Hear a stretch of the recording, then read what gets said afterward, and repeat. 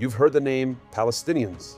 It's in the news, it's in conversations. But did you ever wonder, are Palestinians in the Bible? Could they be the same ancient people with almost an identical name, the Philistines? And where did they live? They lived in Gaza, the same exact Gaza as today. Are they the same enemies of Abraham the Bible describes in great length? The same nation that fought Isaac, battled Samson, and stood against King David? It's a good question. Let's find the answer.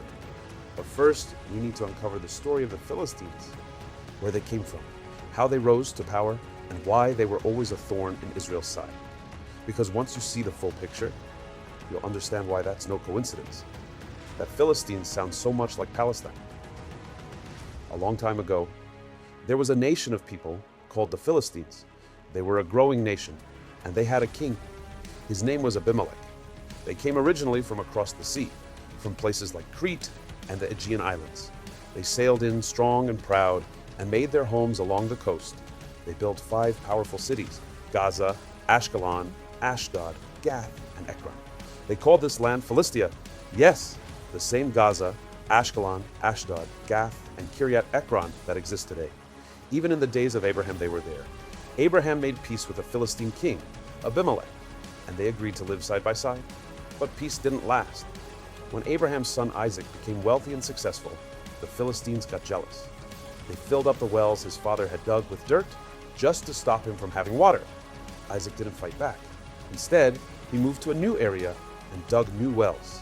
Every time the Philistines tried to block him, Isaac just kept going. Finally, he found a spot where no one bothered him. He named it Richova, meaning wide spaces, because God had made room for him there. But the Philistines didn't go away. They stayed, and they kept causing problems for the Jewish people. Hundreds of years later, after the Jews left Egypt and entered the Promised Land, the Philistines became stronger. They built armies, they made weapons, they ruled with fear, and for 40 years they oppressed the Jewish people. Then, something shocking happened. A miracle baby was born. His name was Samson. Even before he was born, an angel told his parents, "This child will begin to save Israel from the Philistines." Samson was a Nazirite, no wine, no haircuts, and a special mission from God. He had unbelievable strength. He tore a lion apart with his bare hands. He tied 300 foxes together by the tails with flaming torches and sent them running through the Philistine fields. He even beat 1,000 Philistines using only a donkey's jawbone.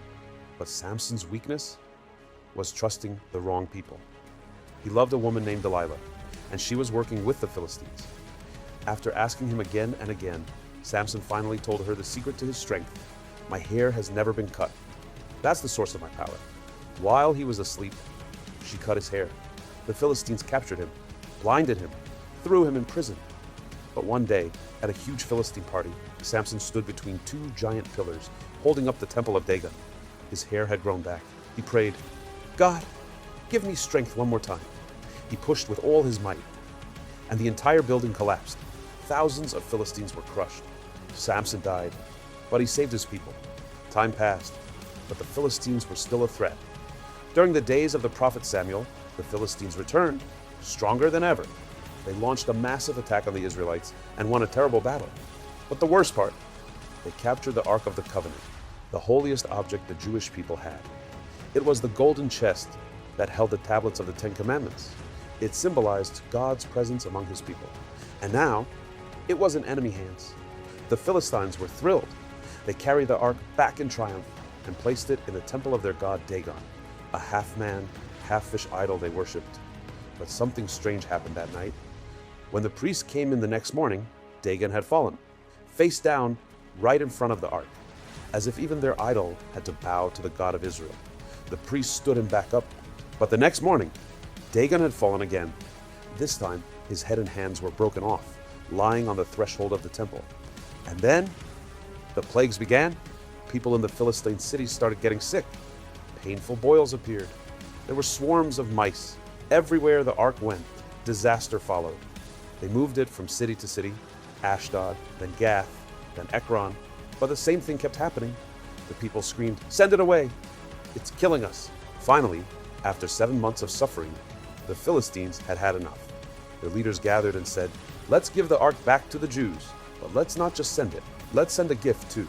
Maybe God will stop punishing us." So they placed the ark on a new cart pulled by two mother cows, even though their calves were left behind. Miraculously, instead of turning back to their babies, the cows walked straight toward the land of Israel, mooing as they went. Inside the cart, the Philistines also placed golden images of the plagues, 5 golden mice and 5 golden tumors, as a guilt offering to God. When the ark arrived in the town of Beit Shemesh, the Jews rejoiced. The Philistines had tried to conquer God, but in the end, they were defeated without a single sword being lifted. Then came a king, King Saul, and his greatest battle was against the Philistines. One day, on the battlefield, a giant stepped forward. Goliath, over 9 feet tall, covered in heavy armor. He laughed at the Jews. "Send someone to fight me," he roared. Everyone was terrified, except for a young shepherd boy. His name, David. David walked up with no sword, no armor, just a slingshot, 5 stones, and his faith in God. He said, "You come with sword and spear, but I come in the name of God." He let the stone fly. Smack! Right into Goliath's forehead. Goliath fell to the ground. The Philistines ran in fear. Later, David was sent on a secret mission by King Saul. To win the hand of Saul's daughter, he had to defeat 100 Philistines and bring back proof. David succeeded. He killed 100 Philistines and brought back their foreskins. It was a shocking but powerful victory. Eventually, David became king, and he fought the Philistines again and again. They never fully recovered. Their cities got weaker. Their power faded. In 604 BCE, King Nebuchadnezzar of Babylon crushed the Philistine rebellion, destroyed their cities, and they eventually disappeared from history. But wait, this part is important. Remember where they lived? The Philistines lived in Gaza. They battled the Jewish people constantly, fought the Jewish kings, even battled Abraham and Isaac. This sounds a lot like the Palestinians of today, living in Gaza and nearby cities, at war with the Jewish nation, and having a name that's almost identical. But even though it seems so similar, their names sound the same. They live in the same exact region. They battled with the same exact people. They are, however, not the same. After the Jews were exiled and Jerusalem was destroyed, way after the Philistines were gone, the Romans took control of Israel. The Jews tried to revolt in the year 135 CE, known as the Bar Kokhba Revolt. After crushing the rebellion, the Roman Emperor Hadrian renamed the land of Israel to Palestina. This was not a coincidence. It was on purpose. He chose that name to remind the Jews of their old enemies, the Philistines. It was an insult, a way of saying, "You're gone. Your land belongs to others now." The Palestinians of today are a modern Arab ethnic population with a distinct identity that developed in the 20th century during the British Mandate of Palestine.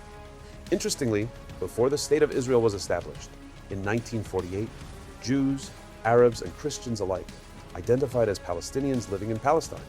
But today, half of the Jews in the world now live in Israel, in the land King David once ruled, the land God promised Abraham, the land Isaac stayed in, the land Jacob passed on to his children, the land Samson defended.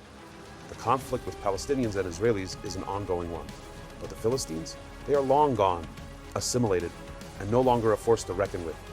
So the next time you turn on the news and hear about Palestine, it may feel like deja vu from biblical times.